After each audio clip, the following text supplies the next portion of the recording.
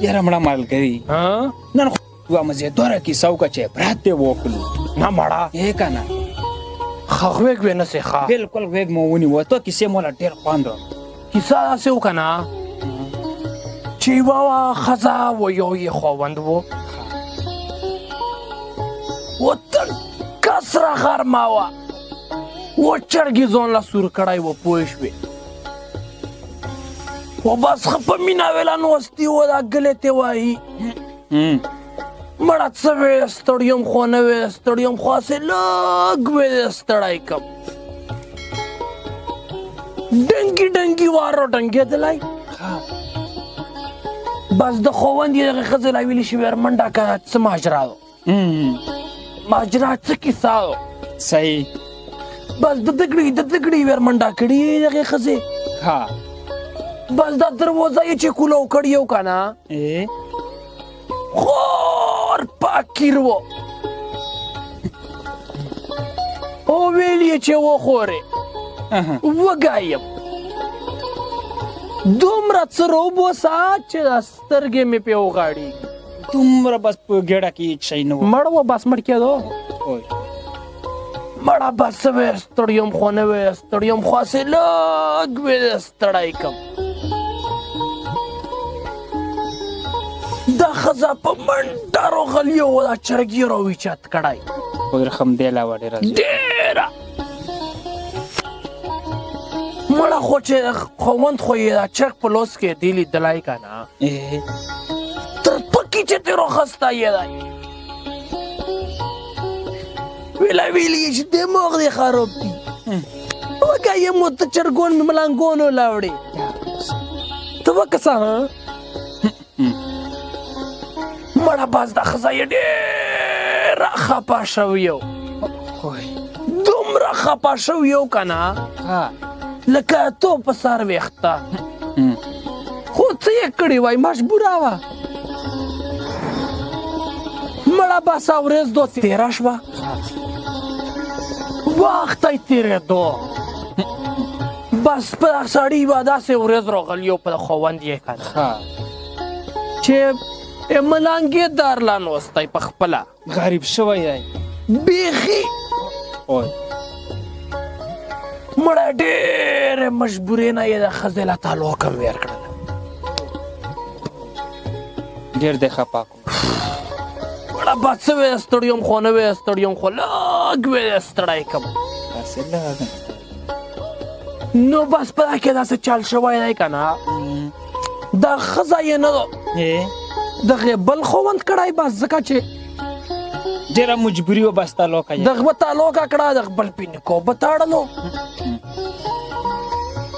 مړه بس شپونه یوه شپه وه د ورځې ورځ وه و د غرمې نه یوه غرمه وه انده ښځه چې و که نه انده خاوند له یې ګوړو کې چرګ سور کړی حد یې پې کړی و اوف وای بس را نوستي ویله او بس کچکي کیدان خوري وطن بس سره خوارو کوي په مینا مینا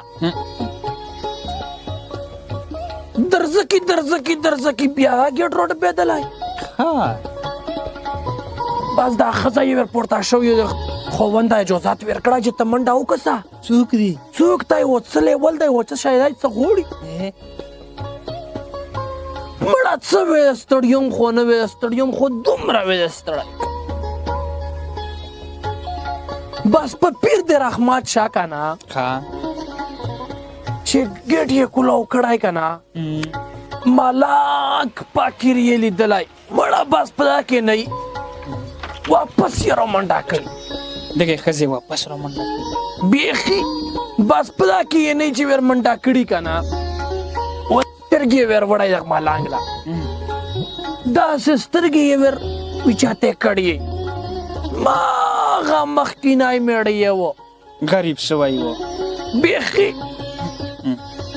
بس په منډه خاوند له راغلی سرې سترګې جوړي